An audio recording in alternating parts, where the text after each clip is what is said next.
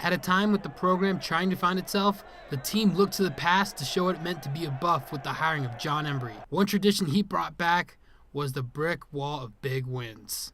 Although not visible to the public, the knowledge of the wall spread through word of mouth like a myth. Without seeing it, it's hard to say what it represents. It's hard to describe to someone who's just a casual fan what a lot of the bricks mean, but I think they can respect the fact that it's, these are just monumental victories in CU history, and it's something that a lot of fans take pride in. The wall started with Coach Bill McCartney in the early 80s and continued on through Coach Rick Neuheisel and Coach Gary Barnett until 2006 when Coach Dan Hawkins painted over the bricks to establish his mark on the program. Coach Hawk probably wanted to, build his own tradition, but at the same time, those bricks, were the foundation of CU. It's a part of history that was missing.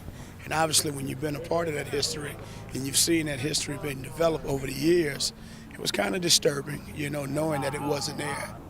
This wall represents more than just dates and scores. It represents monumental wins, lasting memories, and the building blocks for the program to remember what it is they were playing for. You're definitely going to be remembered for something, but for me, knowing it doesn't matter what you do in the past, it's what you do in the future. So I like to get more bricks up. With every big win, a new brick goes up to recognize their team accomplishment on the field. The first new brick put up is a CSU victory from this season, and the win even brought out some emotion. It was an amazing win. It was an amazing stepping stone, for Embry being his first win as a coach.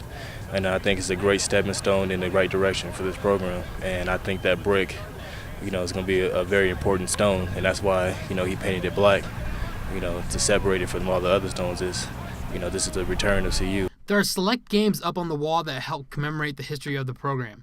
But the players and coaches all have a game in mind that is also close to them. The Nebraska game when I coached here in 01 when we won 62-36. Now that one there, that might be the most memorable one and probably the most special one in my book. The CU game in 2005, when Mason saved us the 55-yard field goal. And I just remember watching Lawrence Vickers run that safety over in the end zone. All these bricks may be a remembrance of the past, but as Brian Lockridge best puts it, it's not a matter of what you do in the past, but what you do in the future.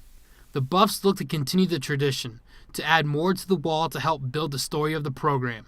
They just got to ask, who's next? Josh Rising, News Team Boulder.